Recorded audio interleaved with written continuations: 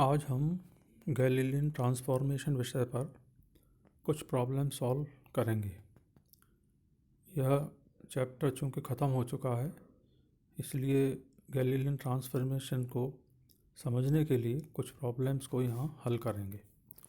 सबसे पहली जो प्रॉब्लम है वो है, यदि किसी समय t0 पर दो फ्रेम s एवं s डैश संपाती हों तथा s डैश फ्रेम एक समरूप वेग v से गति कर रहा हो तो निर्देशांकों के गैलीलियन रूपांतरण ज्ञात कीजिए। तो ऐसी स्थिति में हम अगर v वेग के घटक vx, vy तथा vz हैं और t समय पर s डैश तंत्र v into T minus T zero दूरी आगे बढ़ जाएगा। t माइनस टी ज़ीरो का मतलब है कि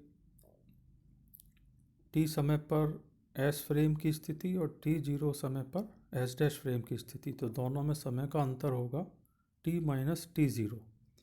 तो दोनों जब शुरू में संपाती हैं तो t जीरो समय के बाद जो दूरी तय करेंगे वो होगी t v into T minus t zero. इसके घटक क्रमशः होंगे vx t minus t zero, vy t minus t zero और vz t minus t zero.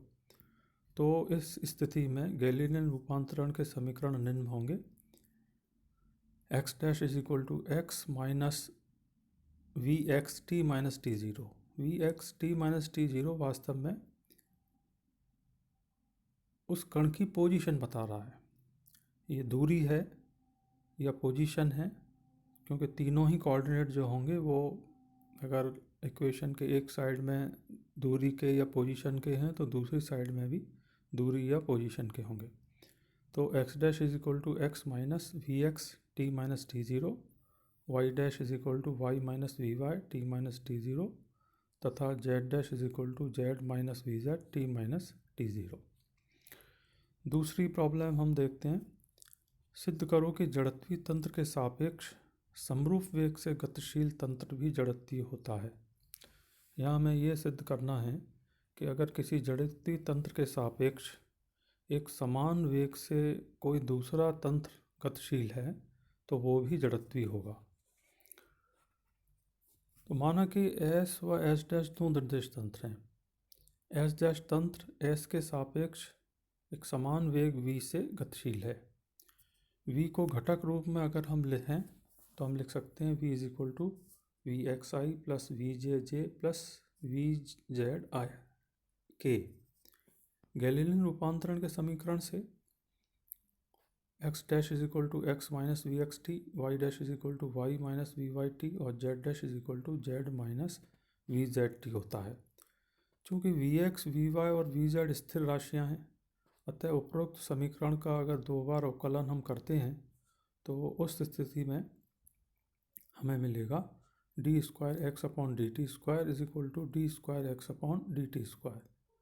फिर D square Y dash upon D T square is equal to D square Y upon D T square तथा D square Z dash upon D T square is equal to D square Z upon D T square.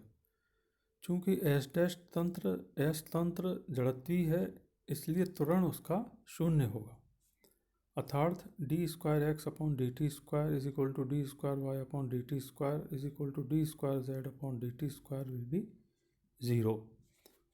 तो समीकरण दो से d square x dash upon D T square is equal to D square Y upon D T square is equal to D square Z dash upon D T square is equal to zero.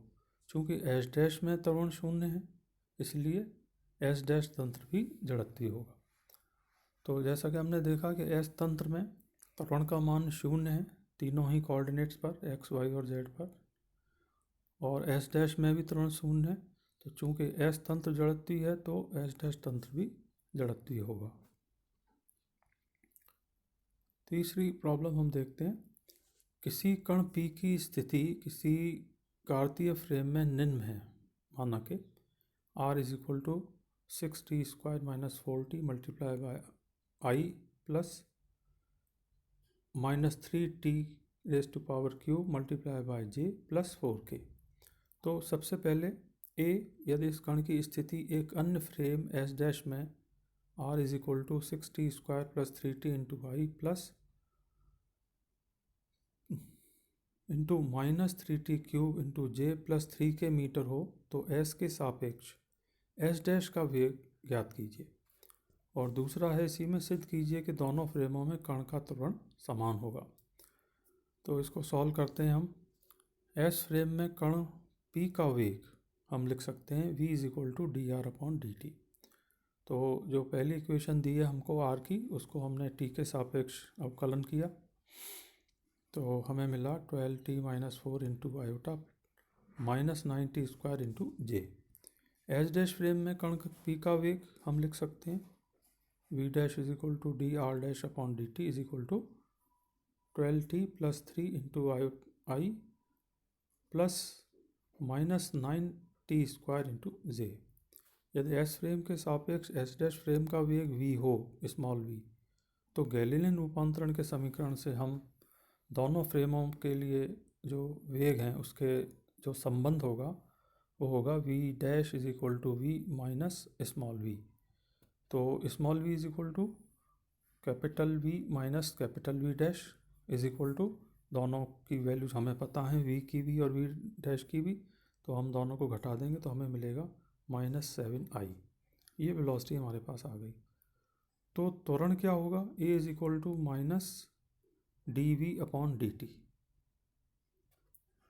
तो v का मान, v को t के सापेक्ष अवकलित करने पर हमें मिलेगा 12i - 18t 12i - 18 plus j, एवं a डैश मिलेगा हमें dv'/dt 12i - 18tj।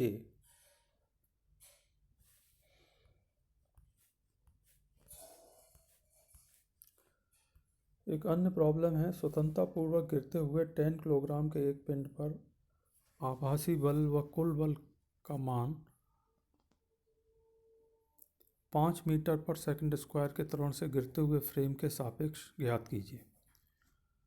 तो एक पिंड है जो स्वतंत्रतापूर्वक गिर रहा है जिसका मास है 10 किलोग्राम। तो इस गिरते हुए पिंड पर हमें आभासी बल का मान ज्ञात करना है और कुल बल का मान ज्ञात करना है। तो आभासी बल, जैसा कि हम जानते हैं कि कोई वस्तु अगर पृथ्वी पर गिर रही है ऊर्ध्वाधर तो उस पर आभासी बल होगा -ma। तो इसका द्रव्यमान 10 है, किलोग्राम है, और a जिस त्वरण से वो गिर रही है वो 5 है, तो आभासी बल होगा -50 न्यूटन। तो कुल बल उस पर कितना लगेगा, mg - ma। गुरुत्वाकर्षण त्वरण जो है वो है बल, गुरुत्वाकर्षण के कारण जो बल लग रहा है वो है mg, और जो आभासी बल लग रहा है वो है ma। तो दोनों को घटा देंगे एक दूसरे से तो हमें कुल बल मिलेगा। तो यहाँ पर आप देख रहे हैं कि इसकी वैल्यू आती है 48 न्यूटन।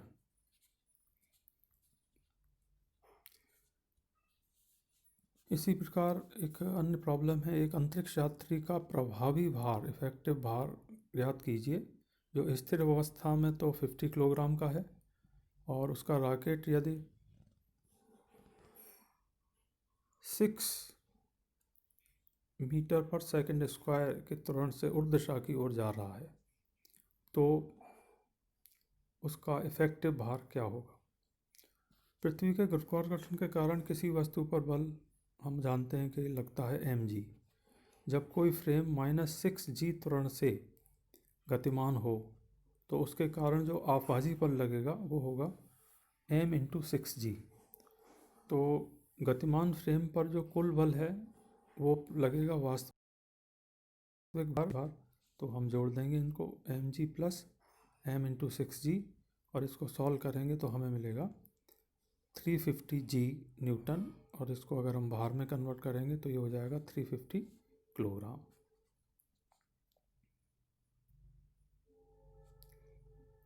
ऐसे ही एक अन्य प्रॉब्लम है, 2 किलोग्राम का एक पत्थर 2 मीटर लंबी रस्सी के सिरे पर बंधा है और वो 3 चक्कर प्रति सेकंड की दर से घूम रहा है तो इस पत्थर पर लगने वाले बल की गणना कीजिए, जबकि यह बल एक जड़त्वीय फ्रेम में नापा जाता है पहली स्थिति में, और दूसरी स्थिति में पत्थर के साथ घूम रहे एक तंत्र में नापा जाता है। तो हम जानते हैं कि कोणीय वेग हम निकाल सकते हैं इसका 2 पाई इंटू 3/4 रेडियन पर सेकेंड। तो जड़त्वीय फ्रेम में बल लगता है m ओमेगा स्क्वायर r, ये इक्वेशन हम पहले निकाल चुके हैं। इसकी वैल्यू पुट करेंगे तो हमें मिलेगा 88.7 न्यूटन। दूसरी स्थिति में पत्थर के साथ घूमते हुए तंत्र के लिए त्वरण शून्य होगा। यदि हम पत्थर का त्वरण जानना चाहते हैं उस फ्रेम में जिसमें वो रखा हुआ है, तो चूंकि दोनों की गति समान है, इसलिए पत्थर का उस घूमते हुए तंत्र में त्वरण शून्य होगा जो पत्थर के साथ घूम रहा है। और जब त्वरण शून्य होगा तो उस पत्थर पर उस फ्रेम में बल भी शून्य होगा। धन्यवाद।